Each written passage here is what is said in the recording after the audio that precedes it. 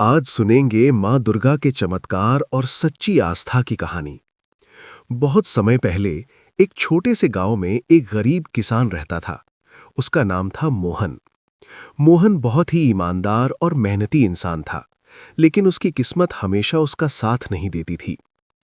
मोहन की पत्नी और एक छोटी बेटी थी। घर में गरीबी इतनी थी कि कई बार उन्हें बिना खाना खाए ही सोना पड़ता था। लेकिन मोहन की एक खास बात थी, उसे माँ दुर्गा पर अटूट विश्वास था। हर सुबह वो उठकर गांव के छोटे से मंदिर में जाता और पूरी श्रद्धा से कहता, हे माता रानी, मुझे कुछ नहीं चाहिए, बस मेरी बेटी और परिवार को खुश रखना। गांव के लोग अक्सर उसका मजाक उड़ाते थे। वे कहते, मोहन, पूजा करने से कुछ नहीं होता, मेहनत करो तभी कुछ मिलेगा। लेकिन मोहन मुस्कुराकर कहता, मेहनत भी करता हूं और मां पर भरोसा भी रखता हूं। एक दिन की बड़ी मुसीबत। एक साल गांव में बहुत भयंकर सूखा पड़ा। खेतों में फसल बिल्कुल नहीं हुई। मोहन का परिवार भूखा रहने लगा। एक दिन उसकी बेटी रोते हुए बोली, पिताजी, मुझे बहुत भूख लगी है।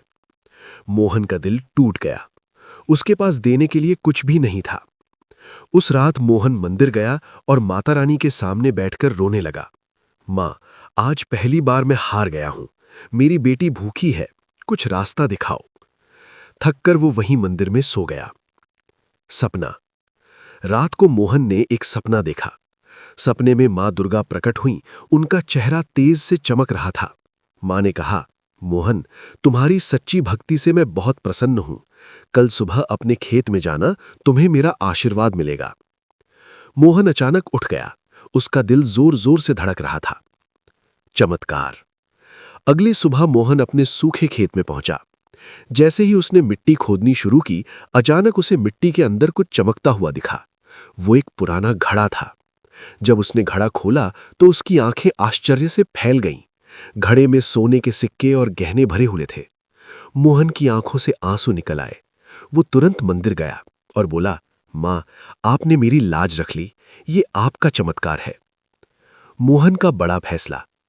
मोहन ने उस धन से सिर्फ अपने लिए घर नहीं बनाया, उसने गांव में एक मंदिर बनवाया, गरीबों के लिए भोजन की व्यवस्था शुरू की और कई लोगों की मदद की।